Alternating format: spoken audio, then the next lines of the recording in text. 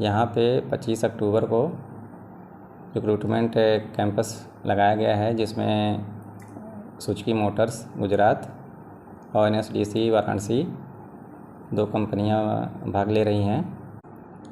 मेरा नाम विनोद गुप्ता है और मैं ITI फूलपुर का प्रिंसिपल हूँ।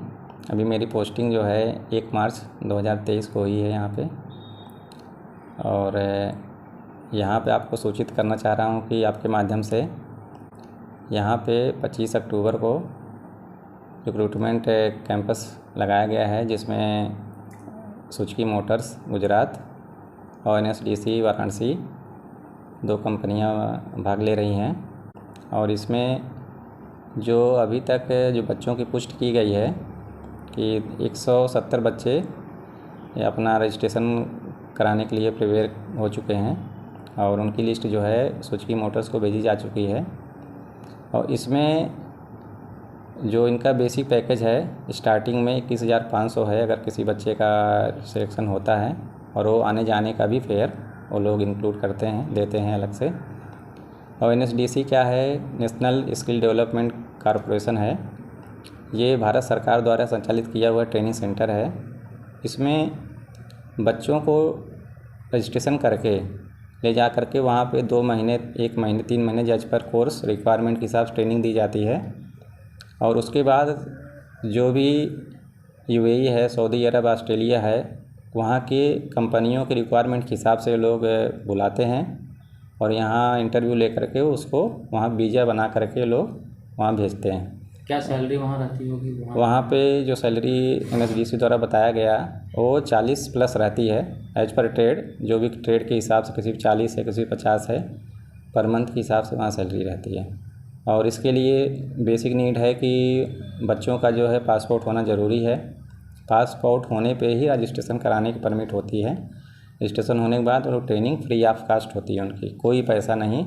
और आपको वहाँ हॉस्टल में रहने की भी सुविधा है, खाने की भी सुविधा है। तो ट्रेनिंग करके वो एज पर मॉडर्न यूनिवर्सिटी के हिसाब से प्रिपेयर करके बच्चों को कंपनी के लिए जो है तैयार करते हैं। तो वहाँ पर जाने के भारतीय दूतावास का क्या रोल रहेगा?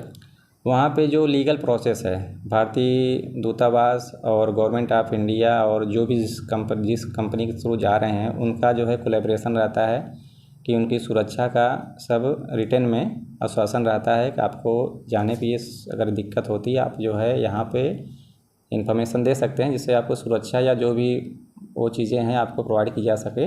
अगर आपको वहाँ अच्छा नहीं लग रहा है तो हाँ, उसमें एक शर्त है, वहाँ पे 2 साल तक आपको रहना है। अगर 2 साल के बीच में आना चाह रहे हैं तो अपना पैसा लगा के आना पड़ेगा, किराया भाड़ा जो भी प्लेन का लगेगा। अगर 2 साल के बाद आते हैं तो उनका रहता है कि 2 साल के बीच वो लोग पैसा आपको देते हैं, टिकट कराते हैं, भेजते हैं, फिर आप रिटर्न होके जाते हैं। जो बच्चे मतलब यहाँ से जाते हैं विदेश, वीज़ा का पैसा लेते हैं, एजेंट के थ्रू जाते हैं, तो वो लोग आपके पास आ सकते हैं यहाँ पर स्किल डेवलपमेंट के साथ काम सीखें और उसके बाद आगे जाएँ? नहीं, उनका कुछ योग्यता है। जैसे आप बच्चे ITI होने चाहिए, उनकी उम्र जो है 24 से 35 के बीच होनी चाहिए। और रजिस्ट्रेशन के साथ साथ वो जब ट्रेनिंग करेंगे उसमें उनका नेसेसरी है कम से कम एज पर NSDC जो बताया गया कि 80% मान लीजिए 100 बच्चे जाते हैं तो 80 बच्चे लगभग सेलेक्ट हो जाते हैं कंपनियों के लिए।